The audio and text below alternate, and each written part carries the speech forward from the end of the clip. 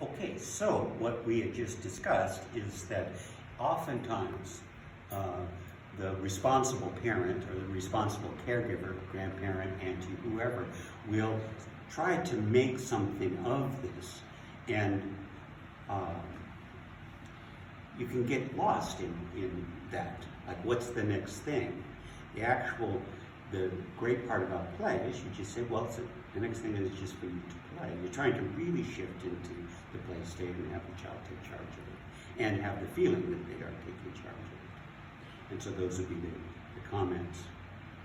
They may, after a while, on their own, bring up something that you can help them make a connection to.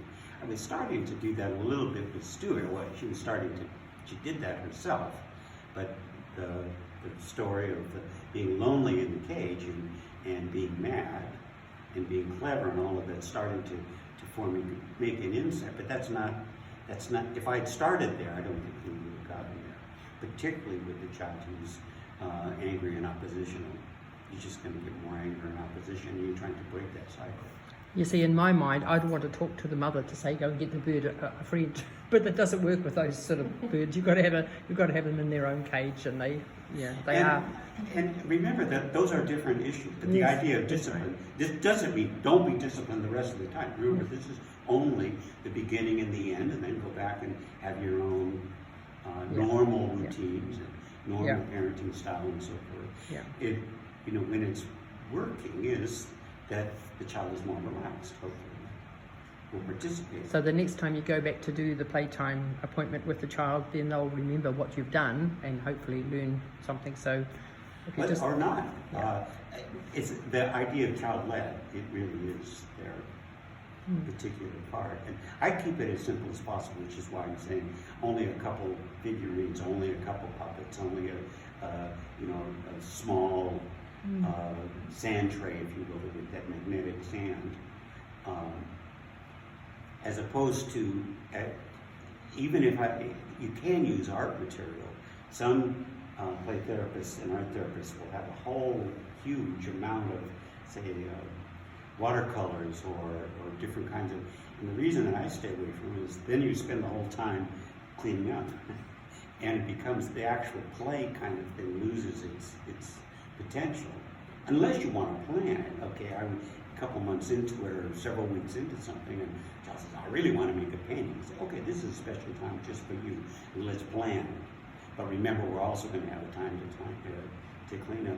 The reason for the cleanup part is not only is it you and the child participating, hopefully in a positive way towards rule taking, but it's teaching routines.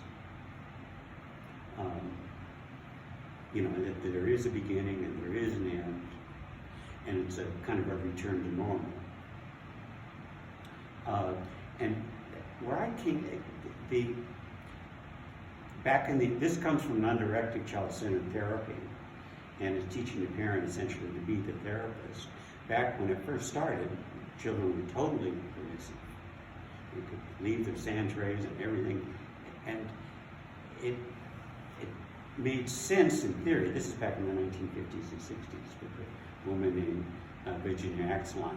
There still is a type of permissive child-centered therapy that does have a lot of has a good data, etc. But it never made sense to me when I was doing it as a play therapist in a clinic, because someone's going to come in another 30 minutes, 15, 10 minutes. I used to do it in schools as well. The child has to go back to school and sit down and do math.